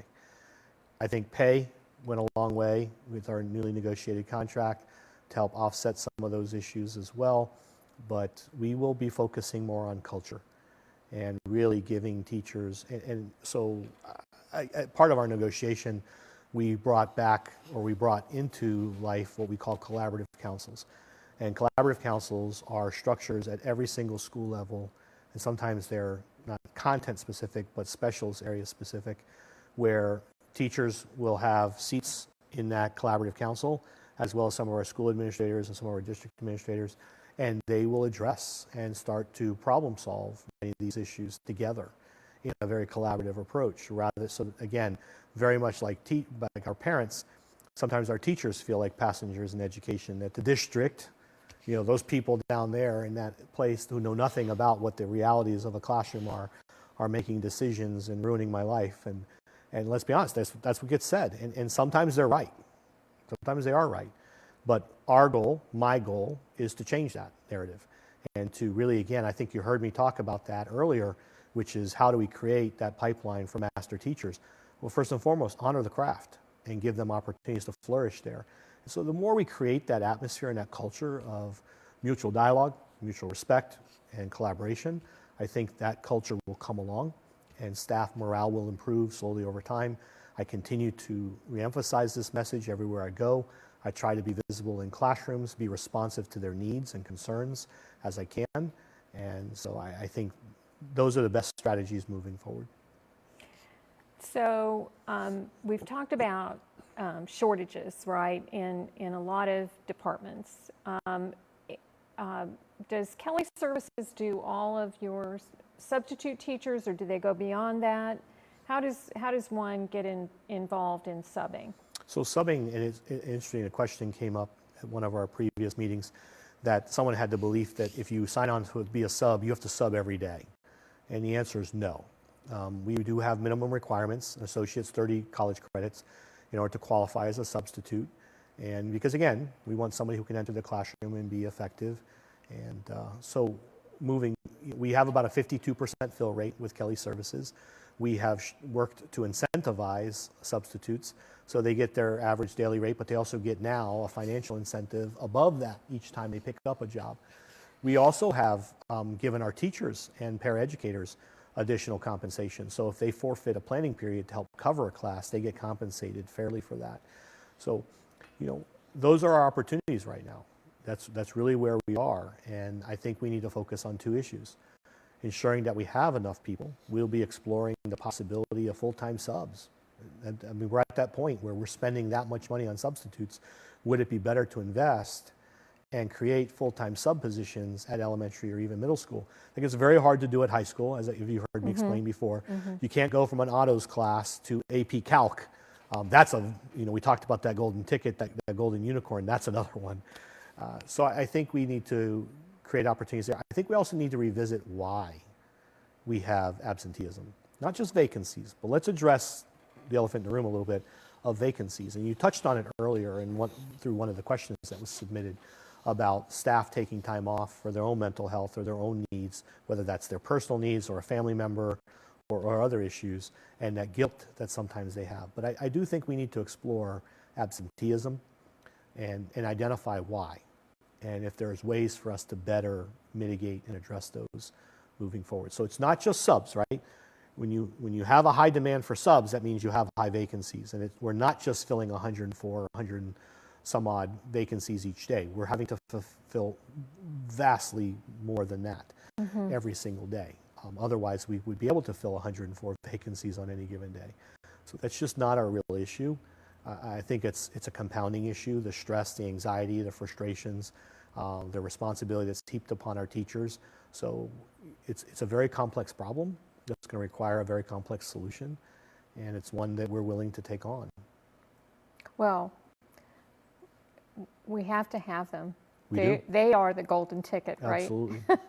So, and it's not just a Polk County problem. No. I think superintendents and school districts share this challenge nationwide. So we'll work together in the strategic planning process to think about some of those things. And someone's asked if you think you'll be establishing some form of advisory board that is comprised of teachers and parents, like perhaps you've had convened in the past. Yes. So collaborative council is a great example. I think last count, there's like 11 different collaborative councils. There's one for pre-K, there's one for elementary, there's one for middle school, one for high school, one for specials, there's one for special education, there's one for ELL, or English language learners.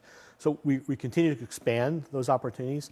And yes, I'd like to see us expand that even further to more advisories with our families and tap into those who are already part of school advisory committees or school improvement planning process, and see how do we then as a district maybe quarterly have a meeting with all of them. So again, so that we ensure that the SIP plan, the school improvement plan, is aligned to our next iteration of our strategic plan. They are part of that. What are parents seeing? What are they hearing? And again, I think that's a good opportunity to extend that hand of collaboration and engagement and value, that we value what they hear, what they say, what they see as concerns or priorities. And so yes, the opportunity will be there. I've also been asked about student groups, and so yes, we'll be exploring those further. And I've also been asked, why not tap into our former employees of the year and teachers of the year who might also be able to bring solutions to the table. So those will come out as, again, I think those will come out in the wash with the next strategic plan. So you've said that we may need to find innovative solutions, and this may be one, or it may be too problematic to consider, but we have a suggestion about bus transportation. Sure. Number one, and I think I've heard you answer this before, could it be privatized or partially privatized? And another part of that is, I think we've got a driver that worked for a private school that was able to bring their children or their child on the bus with them. Have you heard about solutions like that? So, you know, the topic, whenever you talk about savings, the perception that contracted services will also always be cheaper always arises. And I think, and again, in order for us to be honest is with our community and be transparent, we have to explore every option. And I think we need to bring all that information forward.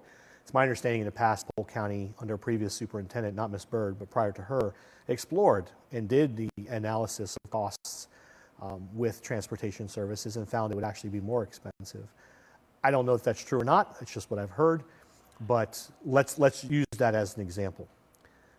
In this environment, where a CDL, right now, if you have a CDL, your earning potential driving for one of our private companies here locally is significantly higher than it is as a school bus driver. I think if we were to look at contracted services, we would have to assume that there are lots of CDL drivers available. And I don't know that there are. I also don't know that there aren't. So what I'm saying here, and just to summarize this point, is we will explore every option we need to. We've explored and started a dialogue about other options. Do we have staff? This was something, my understanding, we've explored in the past, who are willing to get their CDL and are willing to drive a bus before and after school for additional compensation. Why not tap into that workforce as an opportunity as well? Whether those are paraeducators, people in food service, and whether there are teachers. So there might be opportunities there. And I'm just throwing that out there. I'm not saying that's something that, you know, we were guaranteeing, but it is a conversation that's come up as far as what are the ideas? You know, how do we think outside the box to approach this issue in a non-traditional manner? And I think we have to do our due diligence to explore all of them fully. Well, obviously, the challenges we're having aren't just this year or the prior year, and some of them are pre-COVID. Correct. I think I've been hearing about bus driver shortages and teacher concerns about filling every classroom with teachers prior to COVID. I'm certain it's just been exacerbated. So I'm with you. We probably need to look at some innovative solutions, and perhaps within your own.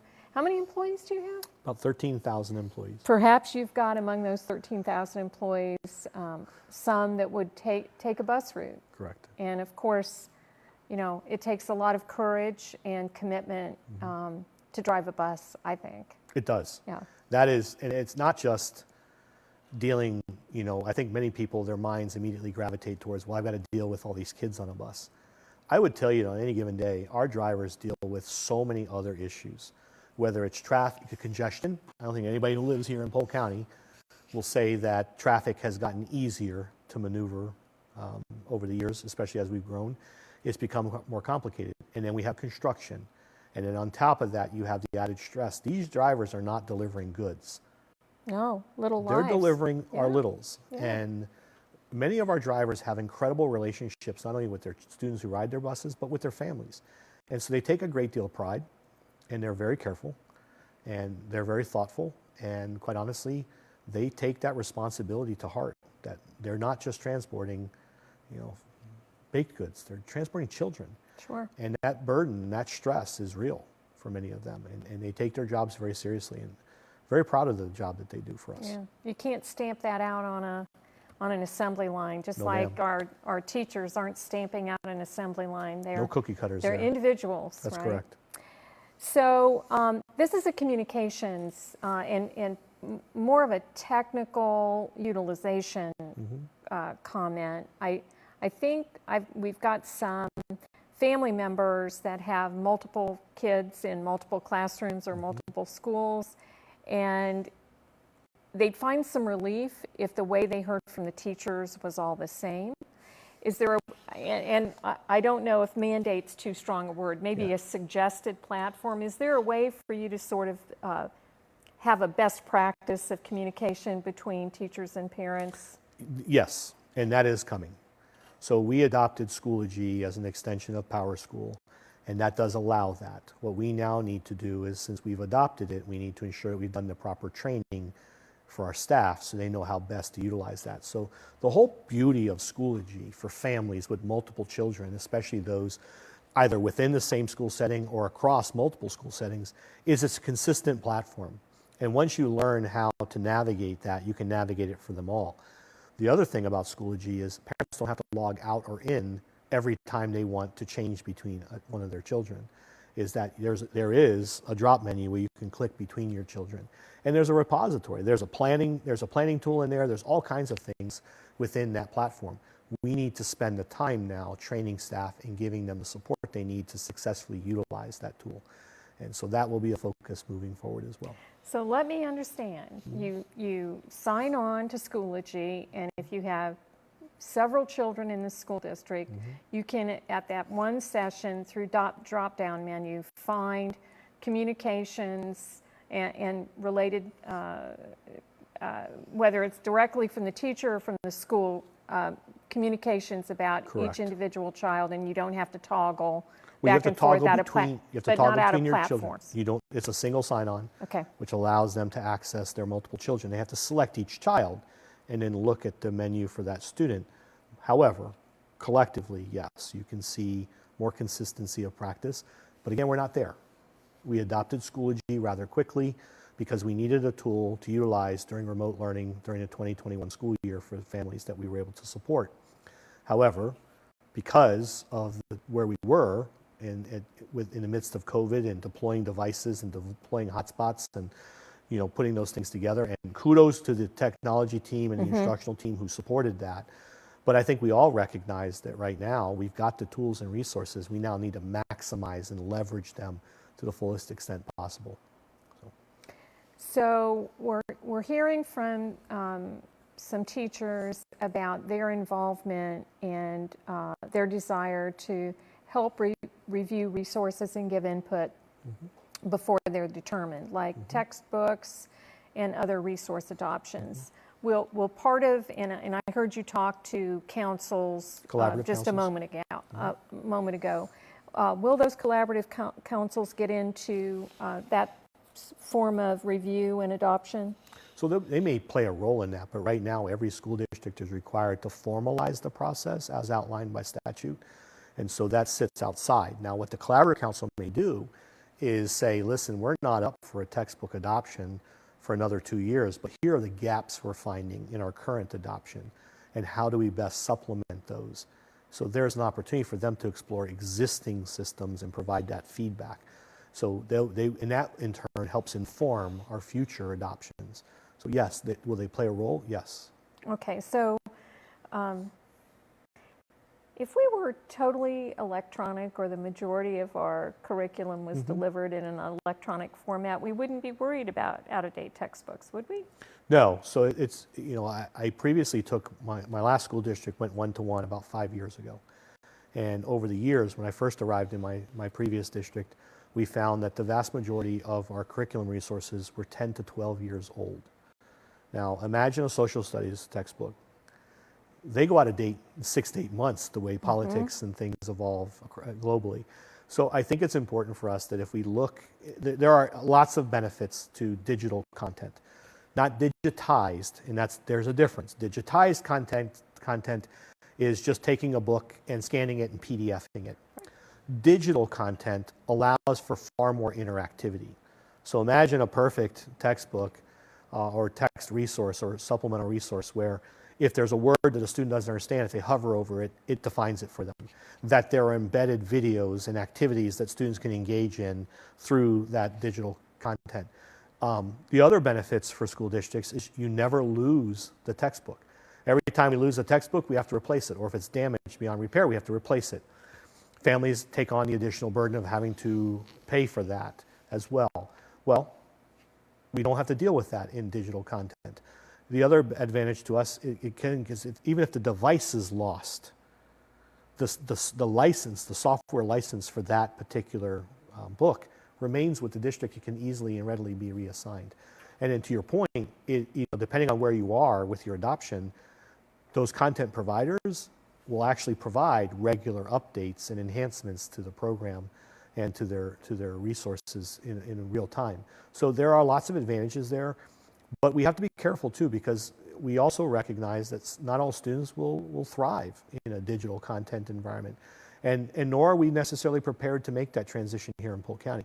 So there's a lot that has to be discussed there. There's tremendous opportunity, especially as far as the interactivity, because think about a static textbook. There is no interactivity there for students. And that's what they've grown accustomed to. As students grow up in a digital environment, in a digital world, whether it's on their phone, whether it's someplace else. I mean, think about just the social media aspect. Students can go on social media, see something that intrigues them, and then there are multiple links that they can click on that take them elsewhere to explore. How do we replicate that? And I'm not saying social media is great, because it's definitely the bane and a frustration point for many of us, including parents. However, it does demonstrate that students interact and actually engage with the web, with the internet, or through social media, that they have a tendency to go off on some of those hyperlinks and look and explore further. And digital content allows that. So I think we need to be respectful of that, but also understand it's not a one-size-fits-all for everyone. And neither is your school district. Correct. And that's what your teachers strive for. Correct. Every day, is to be recognized for being able to manage all of the personalities and learning styles within their classroom.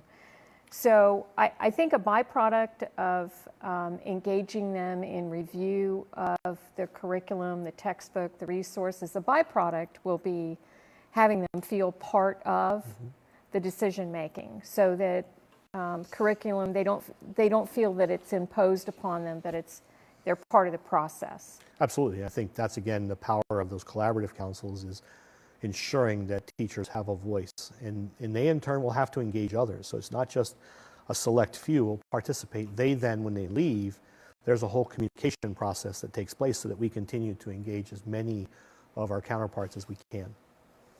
So our time is running short, right? We've almost been together for 2 hours.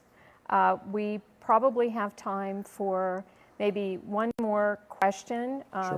We've had some coming in live. I think some of these we've touched upon before, but perhaps briefly, I think hosting face-to-face open house, is that a decision made by the building principal, or is that in the context of COVID? What would be the difference between face-to-face and virtual? So right now, I think you'll see more schools shift back to traditional meet and greet events. We have asked schools to be more flexible and provide maybe multiple opportunities so that we can reduce congestion at those events. We have never, to date, we have not said you may not. We have provided flexibility for schools and left it up to them because, again, they know the impact that COVID's had on their campuses. But as we move forward, we'll see how tomorrow's workshop goes. And then if we continue to see improvements, we'll see us return more to traditional type events. But I would also be remiss if I didn't acknowledge many of our families have enjoyed having a virtual option because we have families, as you pointed out earlier, that where their children may attend two different schools, and yet if their open house is scheduled for the same night, how do they participate? Whereas if one of the schools is hosting a virtual, it gets recorded and the family can go back and see that later. Or I'm stuck at work, maybe I work second shift, I'd still like to take some time out and hear about my child's school. They can engage virtually that way. So I don't know that virtual will go away altogether, but it won't be the sole opportunity for families to participate in open house or back to school events. But right now, our building principals are monitoring current flexibility. conditions at their school. Correct. And they're making decisions based upon their knowledge of what's best for their school. And we provide them support, and we provide them to a certain point direction that you need to be considerate of, but we try to be respectful of each community and my building leaders to the extent that we can. So I want to thank you for sitting down with us this evening. Sure. And unfortunately, your day began with some conversation and protest at Kathleen High School, and we've had several comments this evening from our viewers that they'd like you to just explain your position and what you feel the next best steps for Kathleen might be. Yeah, so unfortunately today at Kathleen High School, we had a group of students who were frustrated at what they believed to be the lack of receptiveness of their school administration, whether that's the principal or the collective team, to some of their concerns, dress code related, homecoming related, and other activities. So I think it's important for us to acknowledge that what took place today is not the appropriate manner for us to best address those issues. That I've had students reach out to me who I have actually been in contact with, and that as these issues are presented to us, here's the process that should take place. And that's what's going to happen moving forward at that school. So the building principal met today with his staff at that school to have a conversation, a very honest conversation about what staff are hearing. What are those concerns, if any, from a staff perspective, and what are they hearing on behalf of some of their students? And we, working with him, he understood and is committed to just being receptive, not being defensive, but being receptive. Because as I pointed out earlier, our building leaders are not just there to guide the academics or to structure a school day. They're there to build a community of respectful and collaborative learners, even our teachers, where there's a positive culture. And it's very clear that students had frustrations. It did not bubble up the appropriate way. And as a result, unfortunately, several of our students ended up in a fray with law enforcement and others, and some of our students were arrested. And that is completely unacceptable. Our students should never be put in that position. And it is unfortunate that there were other adults involved who, quite honestly, I believe led those students to that intentionally, with full understanding of what they were doing. And we will address that issue separately. Moving forward, what's the school expected to do? Not only did they meet with staff today, they reached out consistently throughout the day today to many of their student leaders, both formal and informal, and they're scheduling meetings. So they will meet with them first thing tomorrow morning as the first meeting, and they have committed to meeting with them every single week to hear these concerns and work through. I will tell you that some of the concerns that were originally expressed by students and those misrepresented by one of the adults on campus were patently false. The building principal did not make decisions about some of these things, and that many of these things were recommendations that came to him, and he continues to work to problem solve those. So I think it's important for us to acknowledge that. So again, moving forward, the school will meet with these students. They'll establish, as we talked about, a true committee. These students will continue to bring their concerns forward, and the principal will bring his concern, and the administrative team will address concerns with students. They'll partner and problem solve together, and then collectively they will message things so that everybody understands that there's a unified voice coming out about what decisions are being made and what directives are being issued. In addition to that, he's going to be engaging his parents. We heard from many parents today that they want to be involved, that they felt that what took place today is not representative of Kathleen High School, its community, its legacy, and they're frustrated and they want to be a part of the solution and support the administration and or lead to improvement for that community and for those students. So it's very important that we remind students, student advocacy and student voice is absolutely important. Doing so appropriately is far more important. There is no excuse for students being put in a position, whether intentionally or unintentionally, where what took place today occurs again. We do not want students entering or finding themselves in conflict with law enforcement and others, because once that happens, we are out of the picture. I cannot tell law enforcement who to arrest or who not to arrest. That is not within our authority at all. We then now are put in a position where we have to address those issues moving forward. And we want to reinforce with our students there's an appropriate way to bring concerns forward. So if these types of issues are happening anywhere else, we have already put out messaging to our school leaders. You must stay in contact with your student leadership. I was really proud of the fact leading up to today that most of our building leaders had expressed that I've been actively meeting with my student leadership groups to have conversations and problem solve homecoming and other activities so that students knew that they were part of the solution and not just recipients to a decision made in some isolated office. So, and I'm not blaming our students. We have to do a better job of making them feel valued. I heard statements today from students that were shared with me that they don't want to be spoken to, they want to be spoken with. And there is a unique difference there, that if our students don't feel like they can come forward and have an honest conversation about their concerns and that they're not heard, they're not being respected, and that they're being dismissed, our students have every right to feel frustrated. These are young adults learning how to apply these strategies in the real world. They deserve to have a voice, but we need to encourage them to develop the strategies and tools to know how to do this in an appropriate manner and how to partner with their school. Again, we don't want passengers. We need students to feel empowered on their campuses in positive, productive ways. And so our commitment moving forward is that we continue to reiterate to our school building leaders, this is our expectation. And if these expectations cannot be fulfilled, then we're going to have to make other decisions as a superintendent or as a school board or as a district.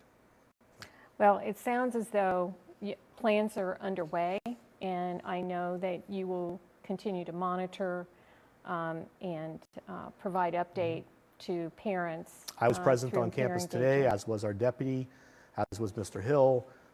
We will continue to maintain a presence on campus.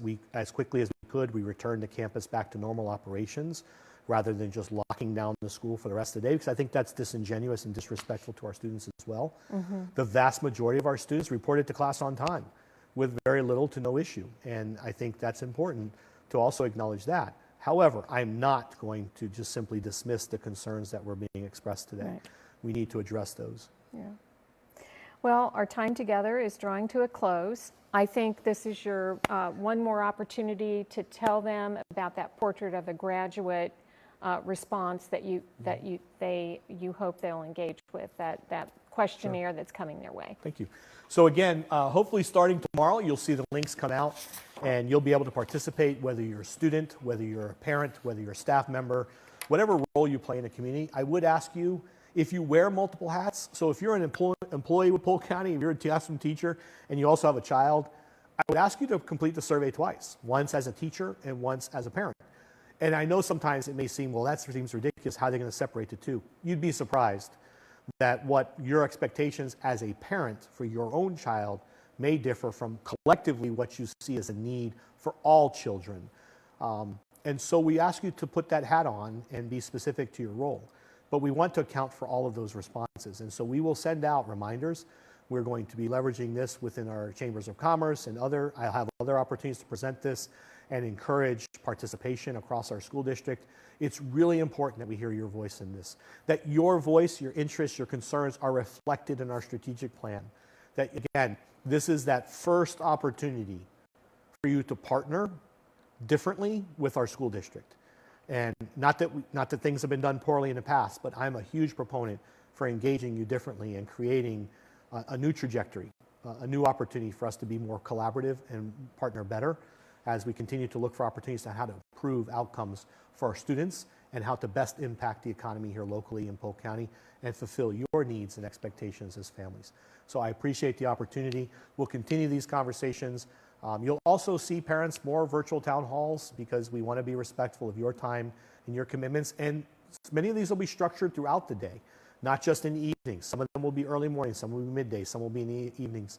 And we try to do that and mirror that for staff. I've done several of them to date because, again, I want my staff to have opportunities to engage with me because I can't be everywhere. We're a very large district, but I continue to try and make my presence known so that more importantly for me, connecting with our staff and our students.